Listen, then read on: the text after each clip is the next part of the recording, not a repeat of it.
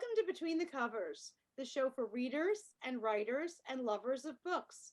I'm Stephanie, and I'm a publisher at Red Penguin Books, where we publish books of all types and genres. So whether you have a manuscript all ready to go, a book still in your head, or maybe even 300 sheets of loose leaf shoved in a drawer, visit us at redpenguinbooks.com and unleash your inner author. I am so delighted to be joined tonight by three authors who have undoubtedly unleashed themselves. J.S. Willis is the author of Dream of the Spear from the Spear Saga, Book 1. Jamie McFarlane, the author of Junkyard Pirate, and Gerald Everett Jones, the author of Preacher Raises the Dead, an Evan Wycliffe mystery. So first we're going to be hearing from J. Willis of Dream of the Spear. And he writes of Dream of the Spear. Deshira takes ultimate comfort in her community. So she's thrilled when her brother ascends to the coveted order chosen to protect the world from safely sealed away, millennia-old, dangerous magic. But her faith in her beloved parents' loyalty cracks after she spies her mother sneaking about town to meet with the enemy. Striving to stay focused on her own academic studies, Deshira becomes caught in family tensions that soon reach a boiling point. And as her father's brotherhood and her mother's rebel group head toward a cataclysmic clash, the young seeker finds herself trapped by conflicting choices. Will she face her fears and accept her role in a grand destiny? Dream of the Spear is the intricate first entry in the expansive The Spear Saga epic fantasy series. If you like gargantuan conflicts, jaw-dropping twists, and deep explorations of humanity's beliefs, you'll love J.S. Willis's hard-hitting tale. Please welcome author J.S. Willis. Thanks for joining me. Thanks for having me. I appreciate the opportunity. Oh, so thrilled to have you. And you know, I very rarely get to say the word gargantuan. So that was a great word. That was a personal thrill. Absolutely. No, that's an absolutely great word. Gargantuan is a good one. You know, you and I are peas in a pod with this. So was this your first foray, or this is like not my first rodeo, man? I've been here before. Tell us about your writing journey. My writing journey, well, this is kind of my baby. This is the one I've been working on this book for probably over a decade. It took me a long time to get through that first book, and I had to walk away from it and abandon it for a while and figure out that I wasn't able to actually write what I was wanting to write because it was too complicated. And so I wrote something else and came back to it eventually. So that's how it came about. I actually wrote a couple of children's bedtime stories that I wrote for my kids into some children's books. I converted those over, and then I wrote a middle grade YA book for my son. Of course, by the time I finished it, he was too old for it, but that's okay. It was still a good book. And then I came back to this book, Dream of the Sphere, and by that time I'd gotten to the point with my writing skills and my craft that I was able to put it together and make it work. And there you have it. Fantastic. You are not the first person I've ever heard writing YA for their kid who outgrew YA by the time the book was finished. That's actually a common theme. Yep. 10 years with all those other books in the middle. How many books in the series, and how far along are you? Tell us a little bit. Right now, I've got 3 books. The first trilogy in the Sphere Saga series is out. They came out at the end of last year. I'm outlining the next 3 books, and I'm actually in the process of also writing the next book. So I'm working on the first book in the second trilogy of the series right now. Wow. So tell me a little bit about that moment 10 years ago. Did you just have a dream and you said, this has got to be a book? Did you love writing since you were a kid and this was, your first big foray? How did this come about? Well, I've written since I can remember back in grade school. My mom would bring home typing paper that she'd staple together and with like as a packet, and I would scrawl on it and draw pictures and write stories on it, and that's when it started. So, but this particular book, actually, the inspiration for it came from, oddly enough, a piece of digital artwork that I found online a long time ago, back probably like in 2006, actually. And it had this gargantuan, there's our word again, There's our word. golden sphere in the middle of the city. And it just captivated me. I was like, I couldn't take my eyes off of it. And I kept coming back to it and wondering, there's got to be a story behind this. What is in that sphere? Why is that sphere there? And once I came up with the idea for it, I mean, it just kind of flowed from there. It's like, I know what's in that sphere and I know why it's there. And it's there to protect the society from magic. They've decided that they're going to ban magic and suppress magic from their world because there was a magic apocalypse and cataclysm, and that sphere is protecting them. But there's something in that sphere that is helping it run, and that's kind of one of the spoiler secrets in the book, is what's in the sphere and how does it work. Wow. Wow. I love that you were inspired by a piece of art, because so many people say to me, I want to write a book, but I have no ideas. And you are just such proof in the pudding that there are ideas literally, papering our walls. Shall Oh, we? most definitely, yeah. Ideas are the easy part. Writing, it's the hard part. I wonder, when people tell me that they have no ideas, is it really that they know that that next part, the writing, is going to be so hard that they're, That's what they're afraid of. yeah. So the writing is the hard part. Tell me about the writing and your evolution, because over 10 years and children's books and YA and everything else, you definitely said, and you got so much better at your craft. Tell me how you know that. What were you like then? How do you feel now? Because I love that you can talk about an evolution. Right, right. Well, that series is epic fantasy, which has, it's written in third person point of view, and it's got multiple points of view. There are several point of view characters. It's kind of difficult to keep track of all that as a writer, to keep that story in your head and to keep all those characters and all of their twists and foibles and their personalities in your head, until you can wrap your head around it and figure out how to put that into words and how to organize it. So what I figured out was I needed, like I said, to work on my craft. So I went to the middle grade YA book, which was first person point of view, and it was one character. So it was a complicated story, but it was easier to tell because it was from one point of view. So that let me get very deeply into that character's personality and mind and express it that way. And I was able to work through it. And I worked with a developmental editor for a while on that, and helped me process some of those things. And then when I went back to writing the first book of the Sphere Saga, I worked with a developmental editor on that as well for a while. She worked through it, a different developmental editor. She helped me work through it, and I finally was able to pull it together. Eventually, when I put the finishing touches on it, I was actually working on the entire trilogy at the same time, because I had started the second book and I had started into the third book a little bit, and it actually worked out well for me. And that's how I was able to complete them. All three books was the first book was primarily done, but then I went to the second book, wrote through it, wrote to the third book, and then I was able to go back to the first book to finish it off and put in the things that needed to tie everything together and weave the entire trilogy together. That's how the evolution of that saga came about. Oh my gosh, so many great takeaways. I definitely want to shine a light on. First of all, you literally described like an MFA program in creative writing that you gave yourself, in getting from, let me take something that I can be in one point of view, singular, so that it'll make that a little bit simpler, even though the plot is more complex, and move across with that. I mean, literally self-taught, Right.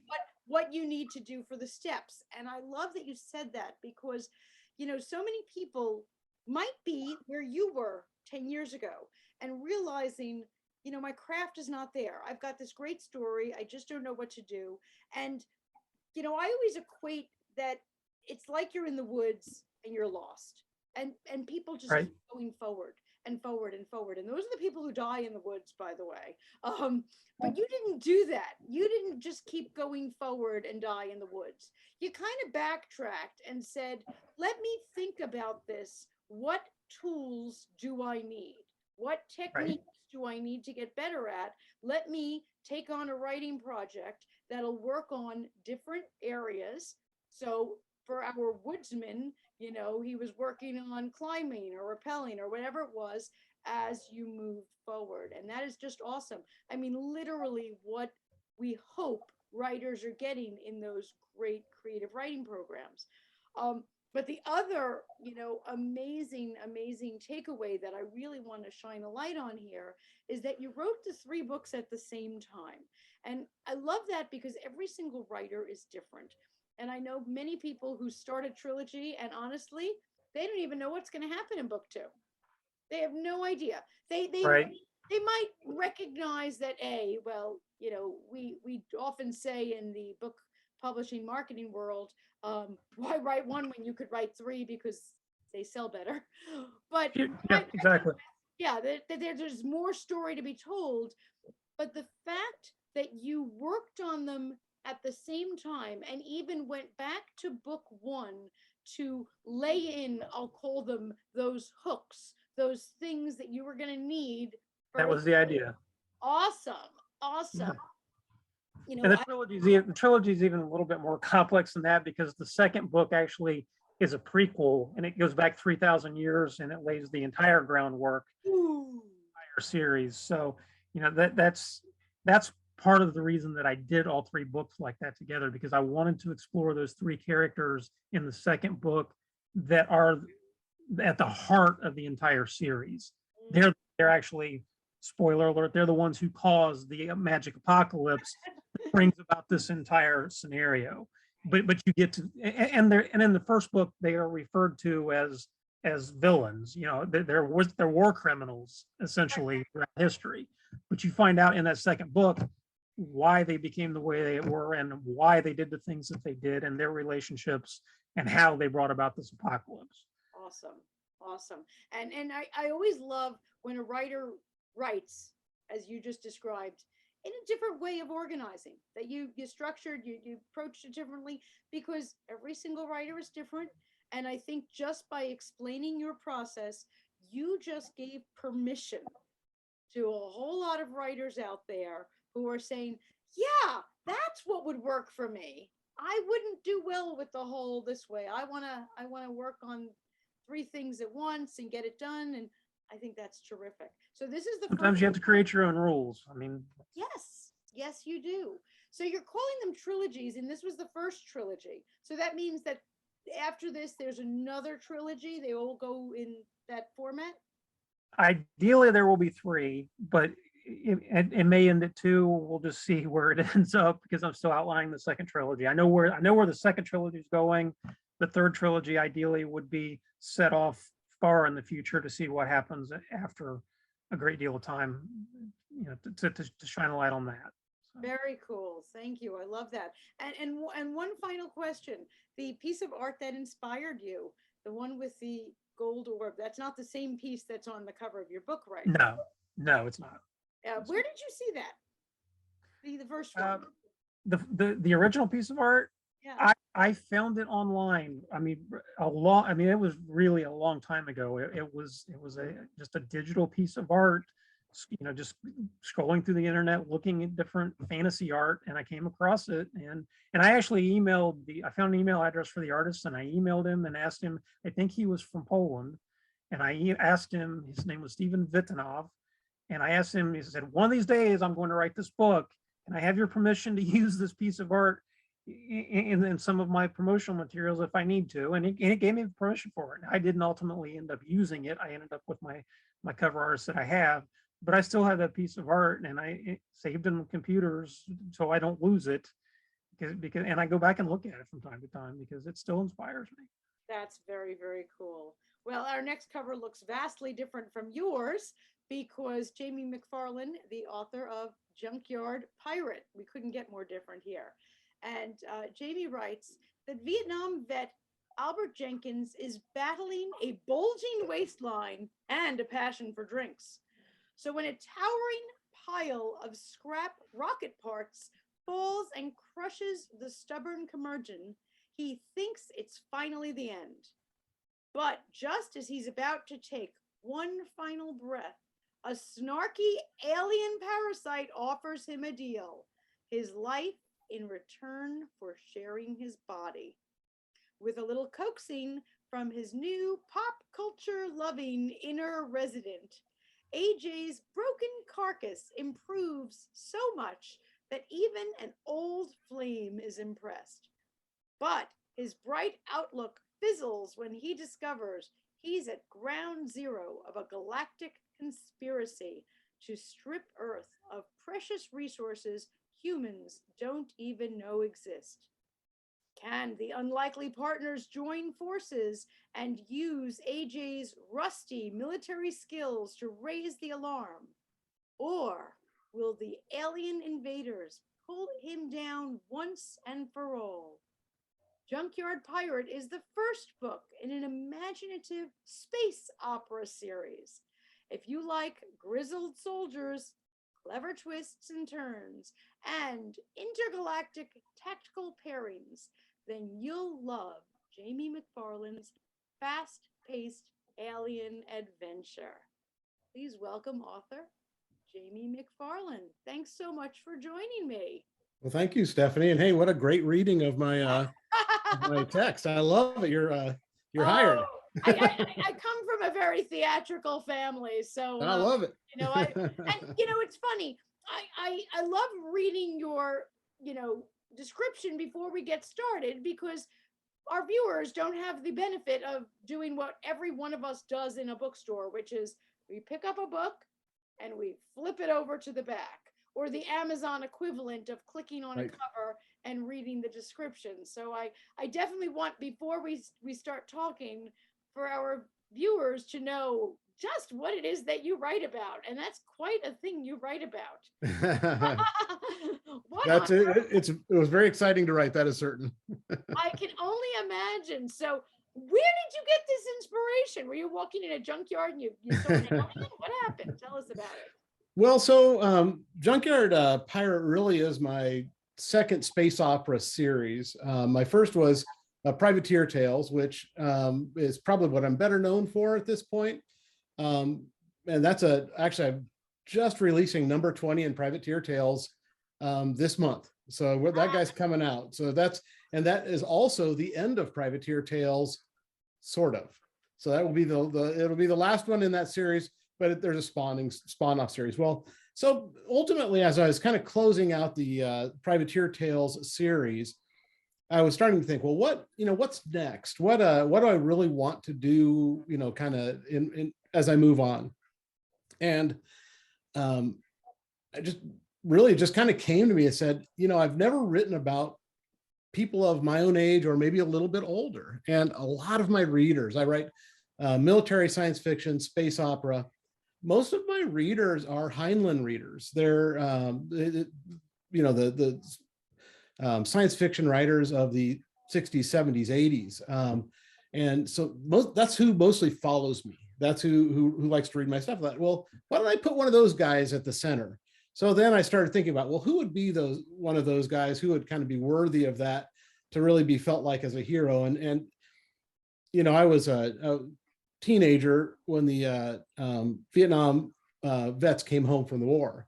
And that really, I wasn't old enough to be in or anything like that, but it kind of affects you. You think about, gosh, we really did not treat those guys very well. And it was a messy war. There were bad things happening, all the rest of that, but we just didn't treat those guys very well. And I thought, why don't we write that as a hero? Because I guarantee the guys I've talked to, I have a lot of military readers, ex-military readers.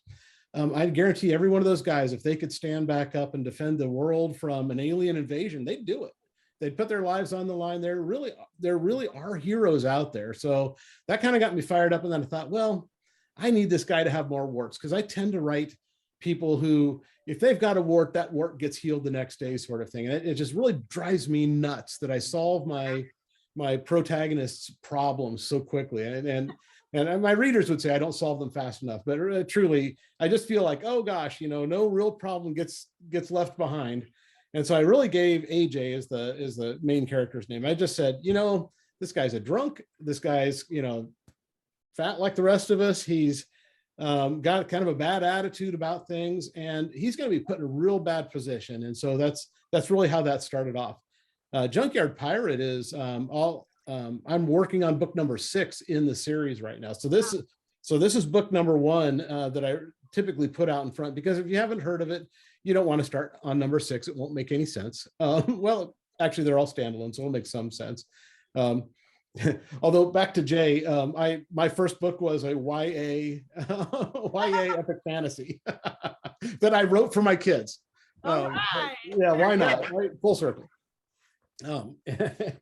So, at any rate, I'll talk forever about this. I love this. So I probably better give you some. Give you back to my. No, that's fabulous. So whoa, now I'm going to rewind us back to this YA that you wrote for your kids. So that was your first book. What made you do that? Like, a lot of people have kids. We don't all write books. Right. Well, so I love, gosh, there are so many great stories of the epic fantasies that I just love. Piers Anthony, for example, and I know he's kind of gotten a rough ride here lately, but just fantastic works that he did. Kingdom for Sale, Sold by Terry Brooks, just that sort of fantasy. I love that fantasy. So I was just sitting on the couch writing, and it actually turns into my creation story, because I was just writing it, and I thought I will never release this. I'm just doing this for fun. And I kind of got through it, and I didn't love it, and I was starting to rework it. Then my sister, Diane Muir, who is an author, who writes, oh gosh, the genre slips my mind. Way different than science fiction. Anyway, she came over for Christmas and said, this is in 2014. She comes over and says, hey, I did something you should know about. And she and I used to, back when we were kids, play Dungeons and Dragons together, all sorts of crazy things like that. She's older than I am. And Diane, if you're listening, a lot older.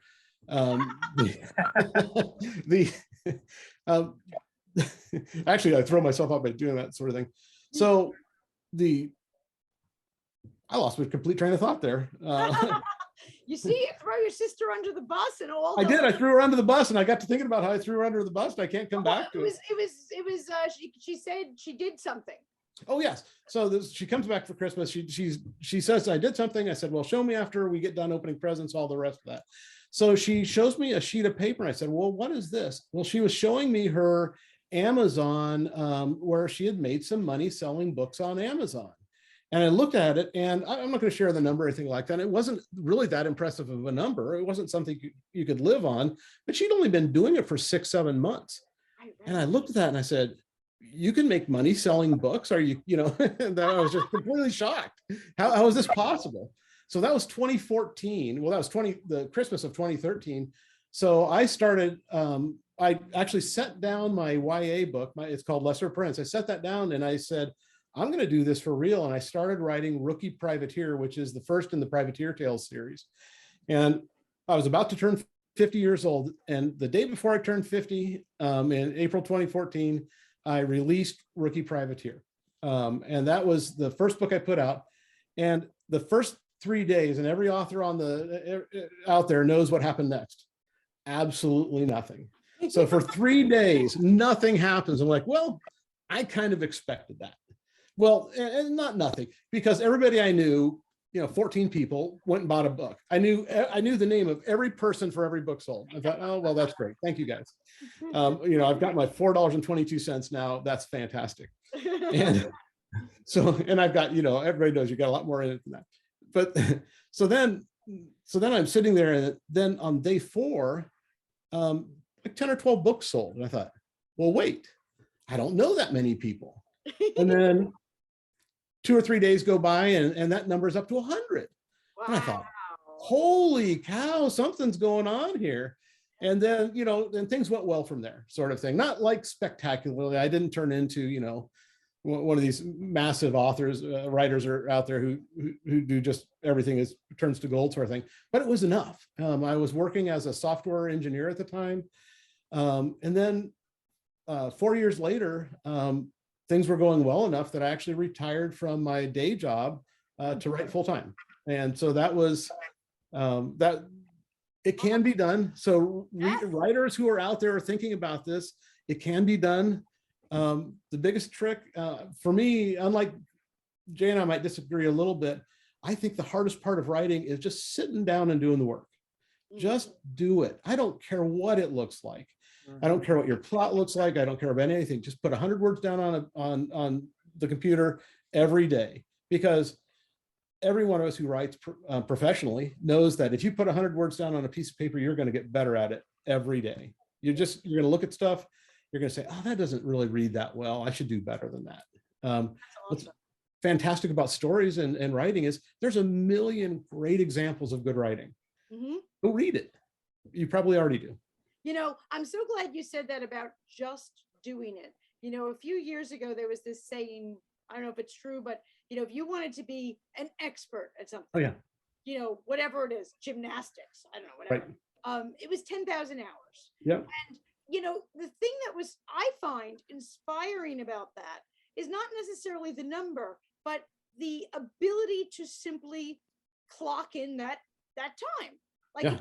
if you are clocking in the time, you're going to move that needle and get better at it. Absolutely. And, you know, I love that Jay had like a method to this with the whole first person, multiple points of view, but even just doing it, like you said, 100 words a day, just write something on the page. Jamie, I must admit you are the first person, and I've interviewed hundreds and hundreds of authors, but who actually went into this, I'll say, for the money. Like, Yeah. like Oh, yeah. literally, I mean, I'm telling you, hundreds of authors I've interviewed over the years, and not only have none of them ever gone into it for the money, but we all joke about, you know, and I loved your saying, you know, I knew 14 people and I could name everyone who bought one. How often do you know 14 people and you only sold 6 books? So now you're wondering, like, wait a minute, they all promised they'd buy a book.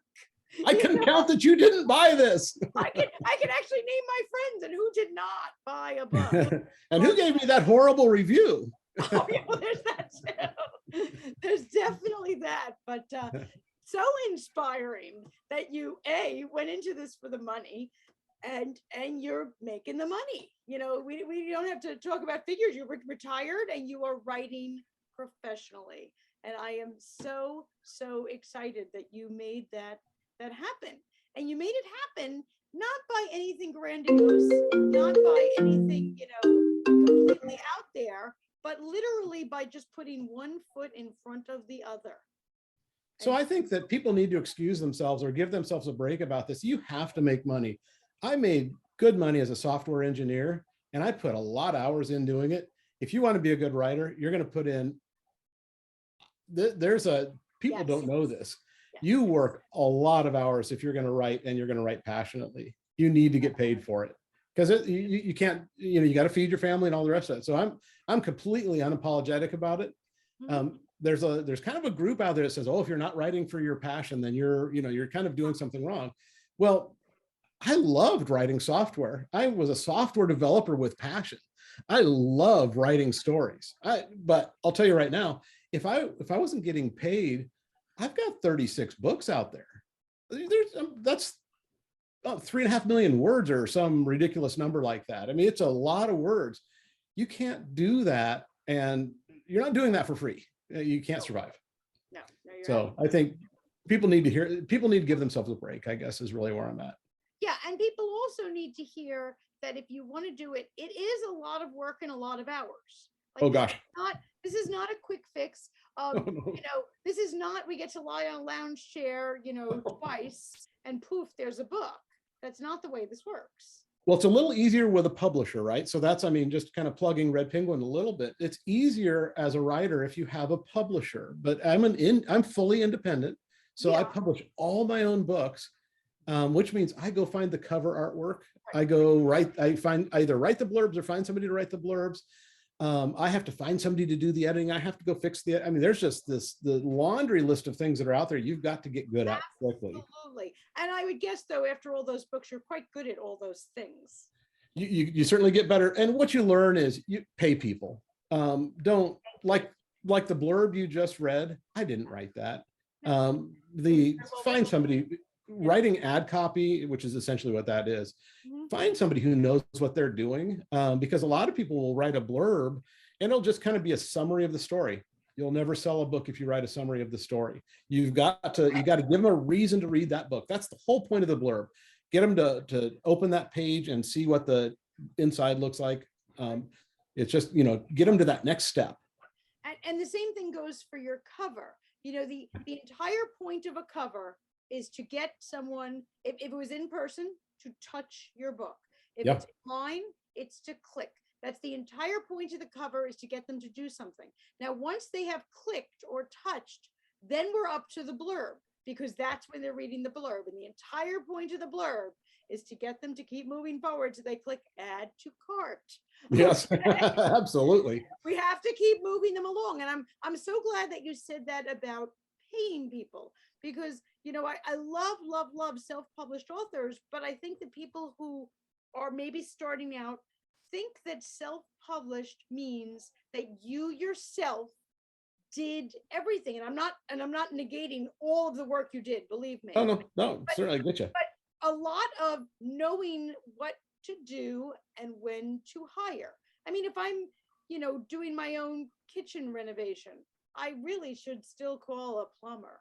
Even if I built those cabinets from scratch, I should still call a plumber, and the same thing goes with this. And I'm so glad that you made mention of that and even took ownership about, I didn't write that blurb. It was an awesome blurb, by the way. Yeah, it did a great job. No, they did a fabulous job. And these are things that really, really matter with moving the needle and selling the books. The one skill you absolutely need to, as an indie, is you need to be able to recognize when something is good. So I look at Jay's covers and I can recognize those are fantastic covers. Absolutely. Right. So that draws somebody into the store. I look at, I can look at that blurb. I know that person did a great blurb. They did a fantastic job. So get good at that. Go look at this. Just go. There's a million of great examples out there. Right.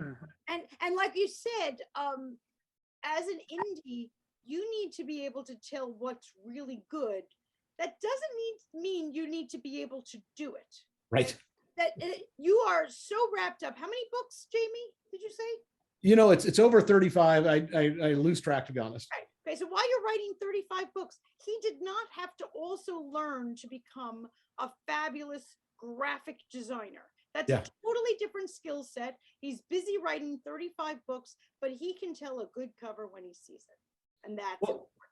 And a good cover gets you excited, right? I love to get my cover first because I can look at that cover, just like Jay said with his sphere. I see that artwork and I go, I can think about that. I can dream about that.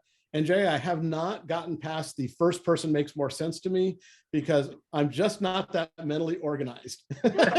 You put words to something I didn't understand, but now I know why I love first person so much. It's because I can just wake up and go, oh, well, what am I doing now? See, this is great. We're all learning together, but what an inspiration you are. 35 books and more on the way. What's coming next for you? Well, number 6 in the Junkyard Pirate series will be coming out. I want to do some math for people who, if you get a lot of writers, I want to do some math for people. If you write, if you're targeting about 85,000 words for a book, which is most books are kind of in that range. Jay's books are possibly longer, but he's got trilogy, so maybe not. Point is, if you do that, if you write 2 chapters a week, so 7,000 words a week, you can put out 4 books in a year. The math just works out. You just have that much time. So if you just sit your butt down, write your chapters, you get it done. You can put out as many books. Now, if you don't want to put that many books out, that's fantastic. And I get the pushback against that. If you can't have quality in doing that, don't. Because your audience will kill you. If they don't feel the quality, your audience won't follow you. Oh, awesome advice. Really awesome advice. And thank you for putting the math to it, because, I hear so often from people, oh, I couldn't possibly do that. Yeah, let's just do the math. It can be done. Can be done. For me, a chapter is 3,300 words. That's 3 scenes at 1,100 words each. If you can write a scene every day at 1,100 words, you can write 4 books a year. Wow. It's just that is the math. I would actually have a math background. And I do have one final question for you. I know you're getting ready to move on. I didn't see what wine you're drinking. I must admit, I'm still on coffee at this point. You're still well. I'm on coffee. However, day and oh yeah, well that's yeah, I told you all before we started that my computer just decided that it needed a new operating system, imminently. So I should have popped up something bigger than wine. You probably didn't need coffee after that point. No, I was wide awake then. Well, thank you, Stephanie. Well, thank you so much. Our next author today is Gerald Everett Jones, who is the author of Preacher Raises the Dead, an Evan Wycliffe mystery. And he writes, guest preacher and part-time investigator Evan Wycliffe reluctantly takes on the role of full-time minister and walks straight into more responsibility and trouble than he can handle. He attends to a near-death experience, late-stage dementia, long-term coma, and consequences of the pandemic. His old nemesis, investment banker Stuart Shackleton, is back and claims to be converted. Shackleton's money sustains a critical care medical breakthrough, the building of a new church, and a career boost for Evan as a celebrity evangelist. Are these thrilling transformations part of a divine plan? Or has Evan sold his soul?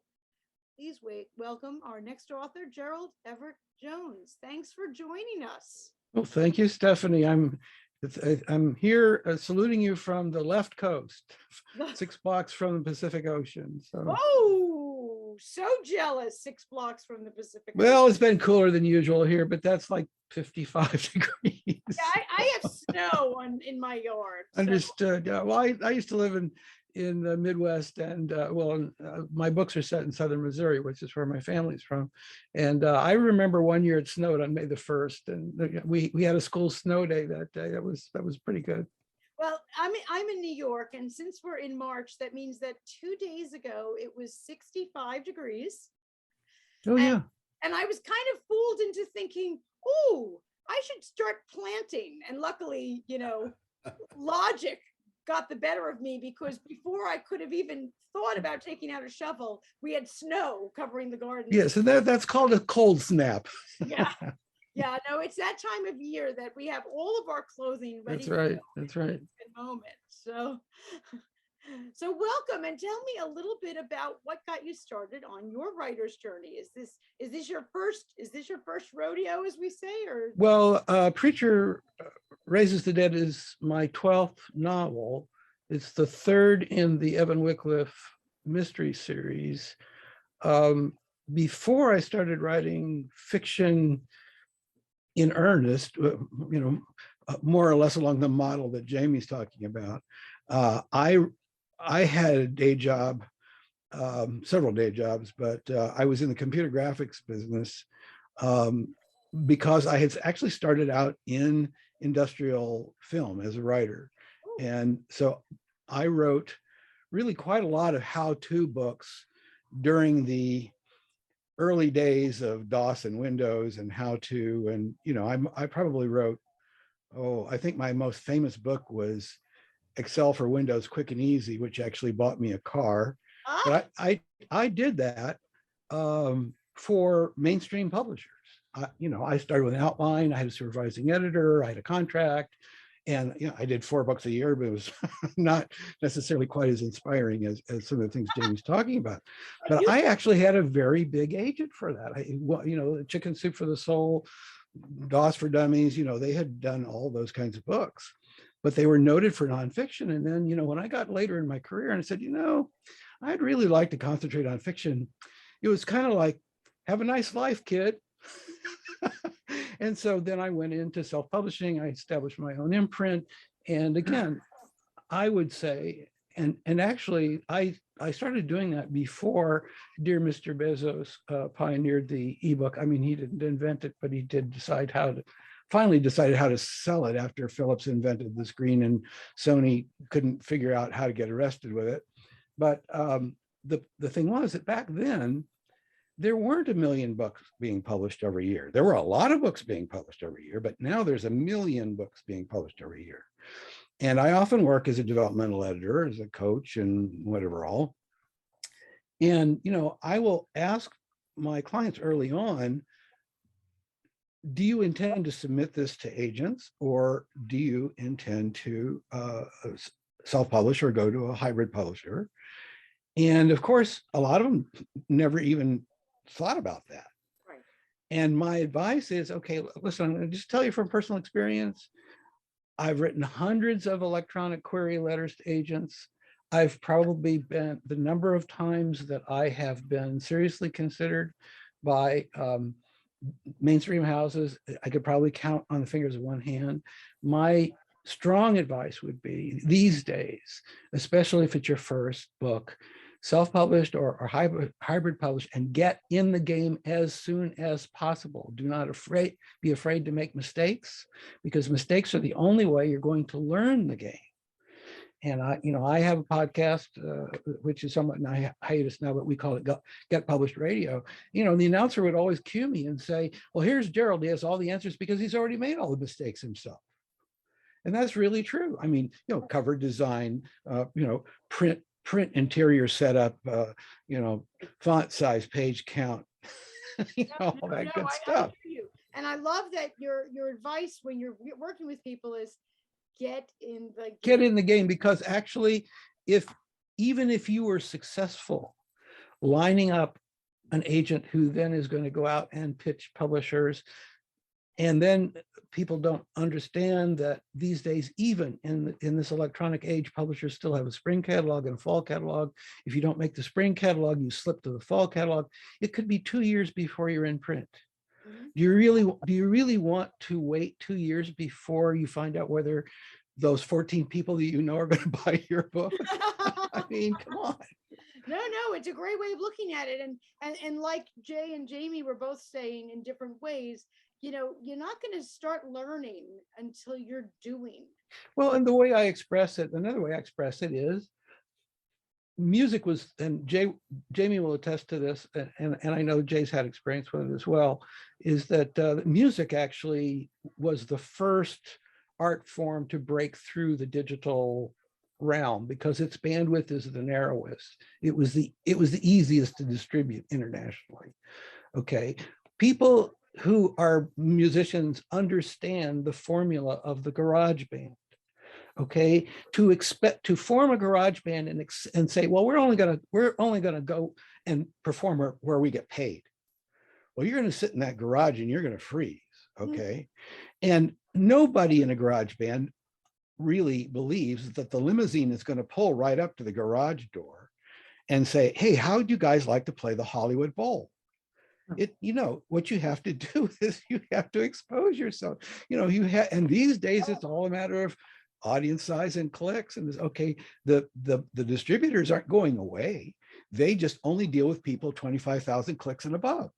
And it's like, okay, you got 25,000 clicks. How would you like to how'd you like to do 1 million clicks? We'll send you on around the world tour. Now we're talking. Okay, that's the big business that hasn't gone away. Yeah, well, I love that you started in nonfiction, especially because in my own business we do a lot of ghostwriting for that exact type of thing. The boring task analysis, how to do X. Well, if you're a nonfiction author, you really have to think of it in a completely different mindset. A nonfiction author is, in the publishing world, is an expert, period, end of statement. Okay.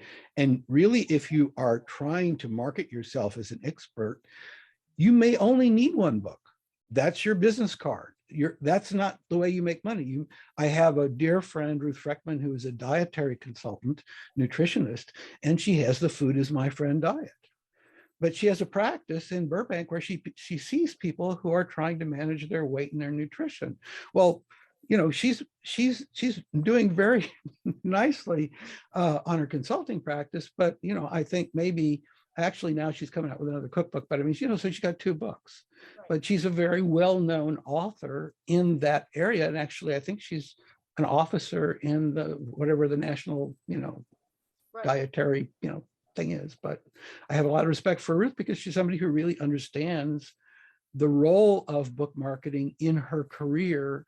And she's very clear about what it is she is doing and accomplishing. And then, of course, I've known also expert authors who, okay, my next seminar series is going to be, okay, maybe web online, but okay, coming out of COVID, it may be, in Orlando, and sign up now. And, it's going to be $2,000 a seat, but you're going to learn how to fill in the blank. It'll usually have something to do with making $1 billion, but that's okay. That's okay. But certainly different than our fiction authors here and how to get moving ahead with fiction. So how many novels have you written so far? 12. And I've Wow. won I have won 1 book award for nonfiction. That was a book called How to Lie with Charts because of my graphics background. But the other 13 awards are in fiction, in literary fiction, and in mystery. And the Preacher series has won 6 awards so far. And actually won both the top 2 awards in the same year. The Preacher Finds a Corpse was gold, and Preacher Fakes a Miracle was silver in the New York City Big Book Awards. And the things that's significant about that is that award competition, unlike some of the others, is open to the Big 5. So I can surely say that my Evan Wycliffe Preacher series is second to none in the publishing world, at least in the minds of the New York City judges. Well, tell us a little bit about your writing technique. We've heard from Jay and Jamie about how they get it done. Tell me a little bit about you. Well, in terms of putting your backside in the chair every day and generating a sufficient amount of words, I totally buy into Jamie's math, and I would agree.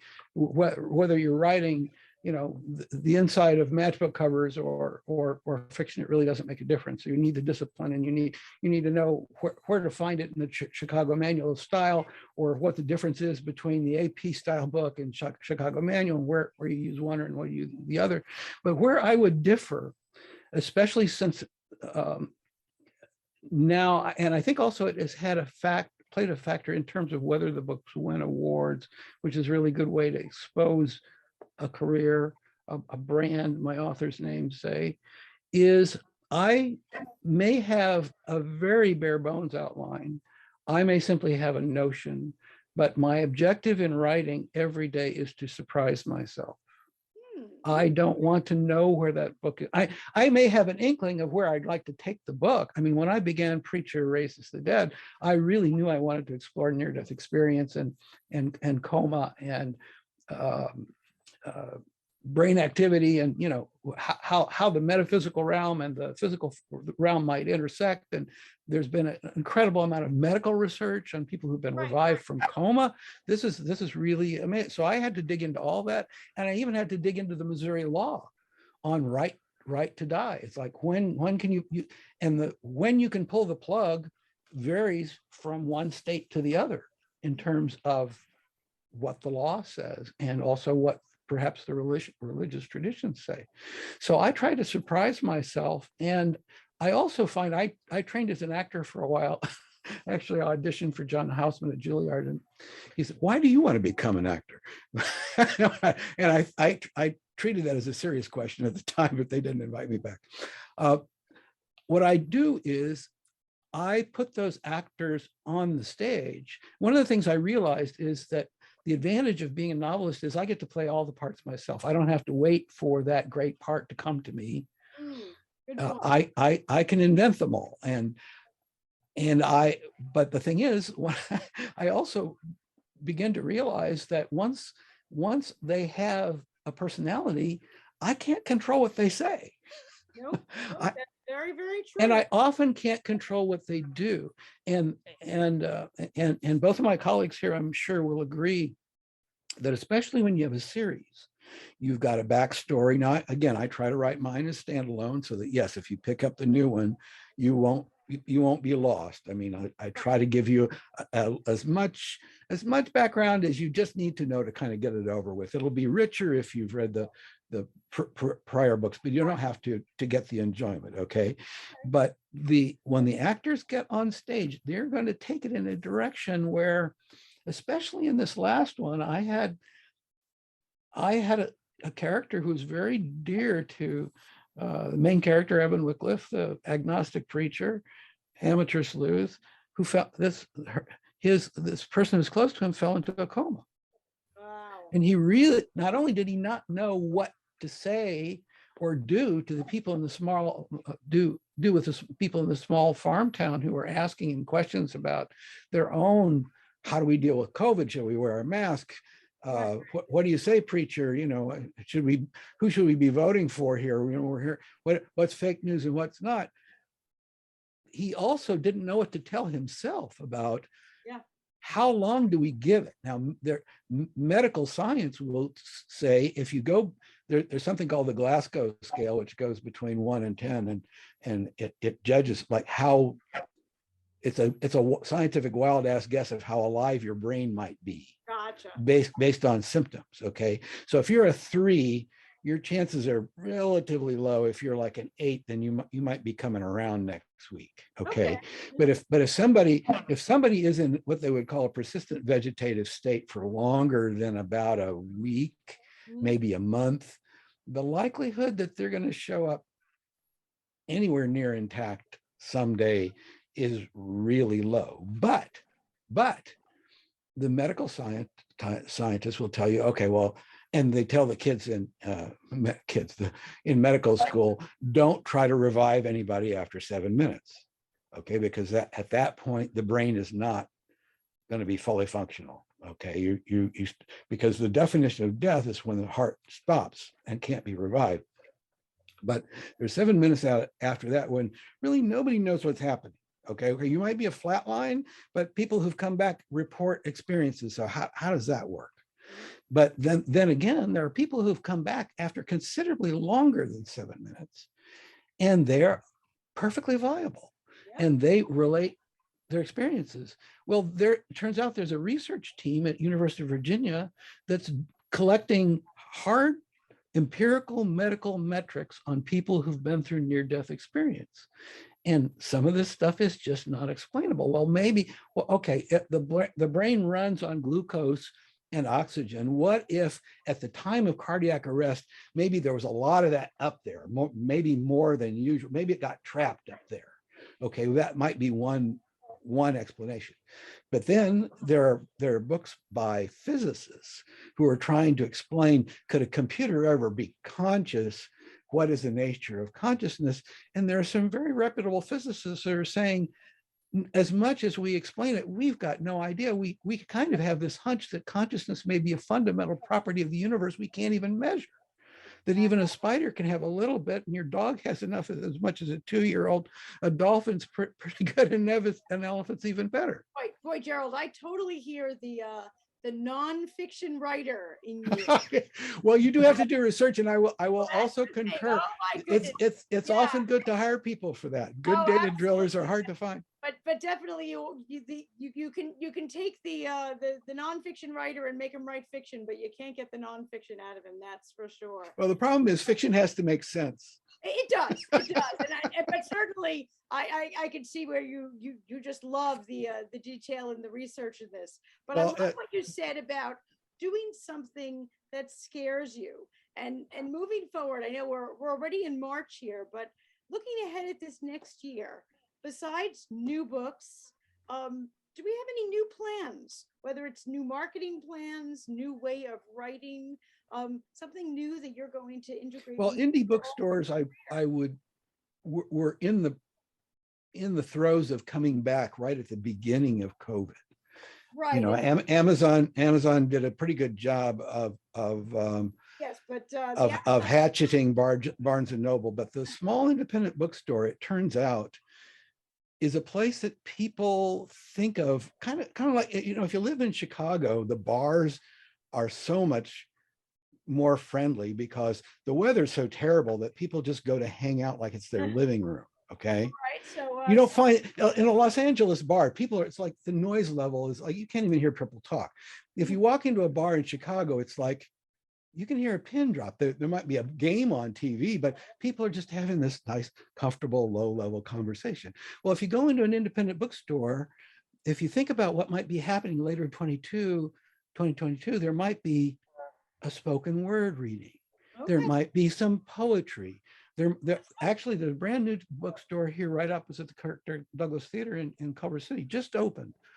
And it's got a barista bar and it's got baked goods and it's got sandwiches, but also they've decided they're not going to do author appearances, but they are going to do panels that may include authors on topics of interest. And my wife, who just wrote Terriers in the Jungle, which is something of a fantasy book about narrated by our two Jack Russell Terriers who've been to Africa and encountered camels and elephants, but she is a wildlife conservationist. Okay. And did child welfare education in Africa. So her topic and her panel discussion is going to be about emerging literacy and English as a second language to people who speak Swahili. I mean, about all of this serious stuff about what's going on in the wonderful exploding world of Kenya. I mean, I think of Kenya as like this Silicon Valley of Africa. I think that's their problem is they're going to grow so fast. They don't know where to put the elephants. That's the problem. That really is the problem. So you've got plans for 2022, Jamie. Absolutely. What's your new thing you're going to do this year? Different, whether it's technique, whether it's marketing, whether it's. Well, I'm working on Jonathan's journal, which is a fictional memoir, and it is really. I really admire Michel Houellebecq, the French author, and also Paul Auster, and I would say that one of the things that's remarkable about their books is they almost seem to not have a plot. You're right. They're highly existentialist in that it's almost as if they say, you know something, the universe is empty and meaningless, but what meaning can we make out of it? Yep. At least we're going to try. And so this is the most undirected violation of the rules book that I've attempted, and it has to do with a real journal that actually was in my mother's collection. She had bought a handwritten journal from 1918, and after she passed away, I dug it out of the closet, and it turns out it's the memoir of an anonymous World War I soldier in the British Army, but he was posted, of all places, to the Middle East. Who knew that there was even a German campaign in the Middle East? And lo and behold, there was. So if that's your plan for 2022, let's hear from the other authors. Jamie, what about you? What's going to be new for you in 2022? Well, really, I'm kind of a genre hopper. That's kind of one of the fun things that I get to do with a little bit of success with the books actually making some money. So I want to experiment with more genres. So I've written urban fantasy. I've written a bunch of. So I finally remembered what my sister writes, and I gotta say it because she's going to listen to this thing. She does cozy mystery, and she writes the cozy mysteries called Bellingwood, and she does a great job of it, and they're lovely. But I want to write a detective mystery, kind of more like in the kind of cozy universe. So maybe I've actually got to start on it, but it's so different than science fiction and all these other things where I get to kind of invent, like if I run into trouble, I can invent technology. Well, I can't really do that in a cozy mystery. So it's kind of exciting to try to figure out, well, can I actually write a cozy mystery? So it's a fun challenge. Jamie, it's very funny because when you said earlier that you couldn't remember the genre, and you were saying it's the opposite of sci-fi, and I'm thinking children's books, erotica. What are we going for here? I don't know. Yes, my sister Diane Muir writes erotica. That's not true. If anybody listens, that's not true. You'd be amazed. That's why I was trying to decide I have a colleague who writes sci-fi erotica. what Oh. for Jamie is going to be the opposite of sci-fi. And now I know for you, the opposite of sci-fi Right. is a cozy mystery. Yes. Well, what's fantastic is you got me to be able to, or you allowed a moment for me to say that my sister writes erotica. So I love that. We're going to save this for posterity. My oh, sister- absolutely. Yeah, send her a little clip. Just put Oh. that much. You know what? Nowadays, what you have to do, Jamie, put it on TikTok. Oh yeah, no doubt. Just loop it. I'll post it to her Facebook page. Oh, she'll kill me. It'll be fantastic. I love that. Jay, how about you? What's going to be different or new for you in 2022? Well, I'm working on the book that I told you about, but I'm also trying to finish up and hoping to finish up the next book in the YA series that we talked about. So that's going a little bit different direction, kind of genre hopping, like Jamie was talking about. I love that. But the new thing that I'm starting to look into is audiobook. Because I've not done anything in audiobook. It's expensive, but I'm trying to find ways around that, and trying to look into making my books into audiobooks.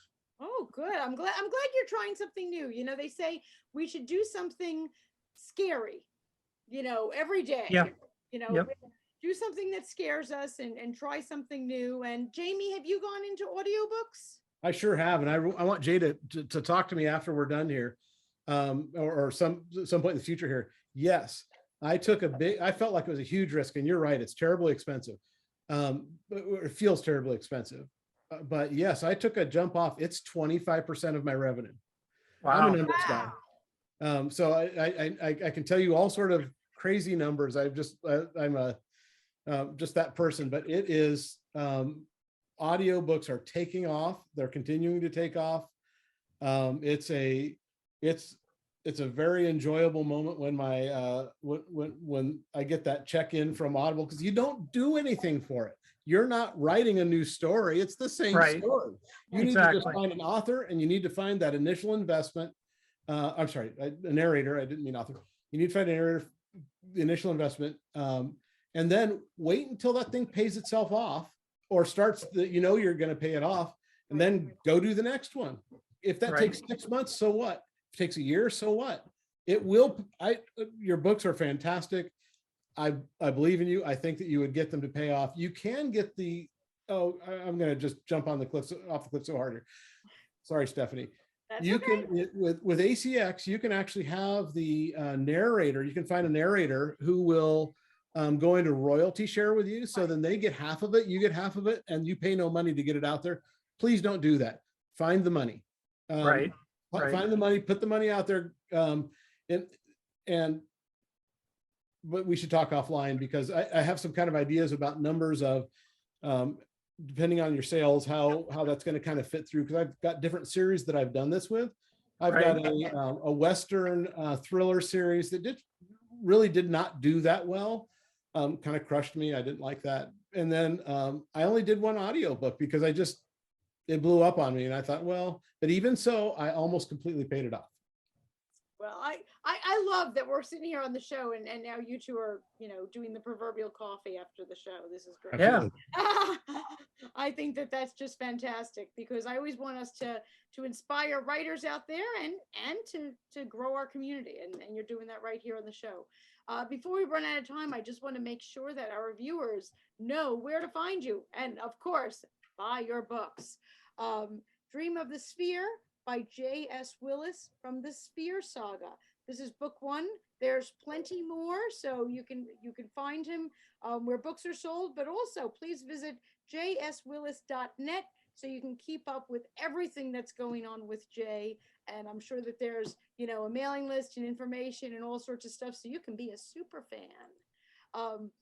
Jamie McFarlane is the author of Junkyard Pirate, and we know that there are plenty more books to go. So get involved in this, and the opposite of this, cozy mysteries. Well, this is That's space opera, so I'm not sure. Maybe erotica is the opposite of space opera. I'm not really sure there. So fickledragon.com is where you can find out more about Jamie and all of his books. And Gerald Everett Jones, the author of Preacher Raises the Dead, an Evan Wycliffe mystery. And you can visit GeraldEverettJones.com and learn more about him and all of his books.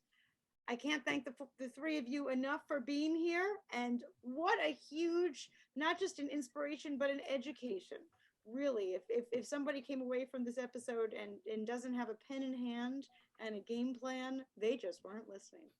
So thank you so much for joining me between the covers, and please come back when the next books come out. Thanks. Thanks for having me. Great Thanks, fun. Stephanie. Thank you. Thank you so much. Thanks for joining us on Between the Covers. I hope you enjoyed the show. If you're an author who would be interested in appearing on our show, or perhaps you're a member of a book club, we do host book clubs as well, please visit BetweenTheCoversTV.com. By the way, at BetweenTheCoversTV.com, you can watch past episodes in addition to learning more about our authors and guests. So sign up there if you would like to be a guest on the show yourself.